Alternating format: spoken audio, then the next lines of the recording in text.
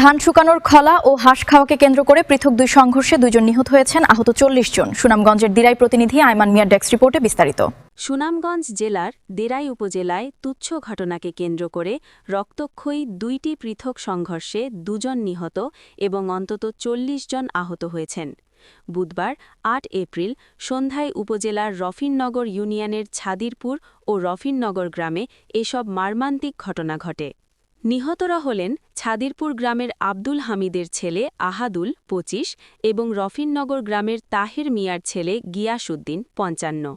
স্থানীয় সূত্রে জানা যায়, ছাদিরপুর গ্রামের ধান শুকানোর খলা নিয়ে দীর্ঘদিনের বিরোধের জেরে একই গ্রামের হামিদ মিয়া ও হোসেন মিয়ার সমর্থকদের মধ্যে উত্তেজনা সৃষ্টি হয়। সেই উত্তেজনা এক পর্যায়ে ভয়াবহ সংঘর্ষে রূপ নেয়। সংঘর্ষে গুরুতর আহত হন আহাদুল। পরে তাকে উদ্ধার করে চিকিৎসার জন্য নেওয়া হলে তিনি মারা যান। অন্যদিকে একই সময়ে রফিননগর গ্রামে একটি তুচ্ছ ঘটনাকে কেন্দ্র করে আরেকটি সংঘর্ষের সূত্রপাত হয়।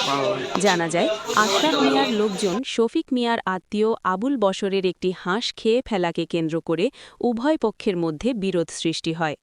প্রথমে কথা কাটাকাটি হল, তা দ্রুত সংঘর্ষে রূপ নেয়।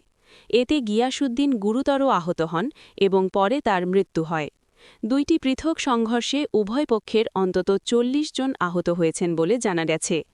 আহতদের স্থানীয়ভাবে বিভিন্ন হাসপাতালে চিকিৎসা দেওয়া হচ্ছে। ঘটনার খবর পেয়ে পুলিশ দ্রুত ঘটনাস্থলে পৌঁছে পরিস্থিতি নিয়ন্ত্রণে আনে। দিরাই থানার ভারপ্রাপ্ত কর্মকর্তা ওসি মোহাম্মদ এনামুল হক চৌধুরী জানান, বর্তমানে পরিস্থিতি শান্ত রয়েছে এবং এলাকায় আইন শৃঙ্খলা বাহিনীর নজরদারি জোরদার করা হয়েছে। এ ঘটনায় এলাকায় এখনও থমথমে পরিস্থিতি বিরাজ করছে। স্থানীয়দের মধ্যে আতঙ্ক বিরাজ করলেও প্রশাসনের তৎপরতায় পরিস্থিতি স্বাভাবিক করার চেষ্টা চলছে।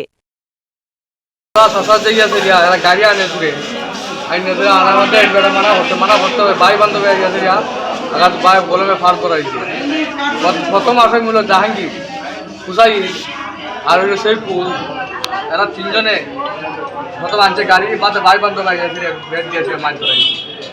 এই পর্যন্তই আমি জানি, আর কিছু জানি না। আমার বাড়ি হচ্ছে হাসনামাথা।